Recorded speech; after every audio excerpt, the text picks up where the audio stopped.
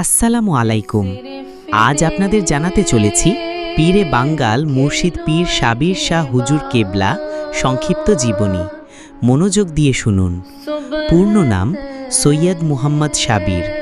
জন্ম ১৩ মার্চ ১৯৫৫, সিরিকোট, হরিপুর, খাইবার পাখতুনখোয়া, পাকিস্তান। বংশ সৈয়দ পরিবার, মাসওয়ানি গোত্র, কাদেরিয়া সুফি তরিকা।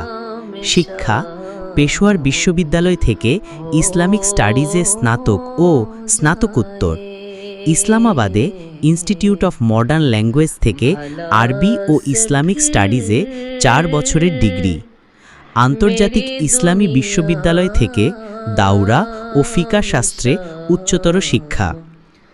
রাজনৈতিক জীবন ১৯৮৫ সালে স্বাধীন প্রার্থী হিসেবে নির্বাচনে অংশগ্রহণ করেন এবং জয়ী হন।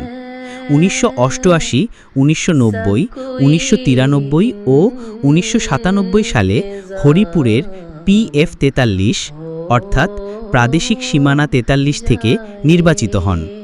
১৯৯৩-এর ২০ অক্টোবর থেকে ১৯৯৪-এর ২৫ ফেব্রুয়ারি পর্যন্ত খাইবার পাখতুনখোয়ার ১৮তম মুখ্যমন্ত্রী হিসাবে দায়িত্ব পালন করেন। ১৯৯৭ থেকে ১৯৯৯ সাল পর্যন্ত পাকিস্তানের প্রধানমন্ত্রী নওয়াজ শরীফের উপদেষ্টা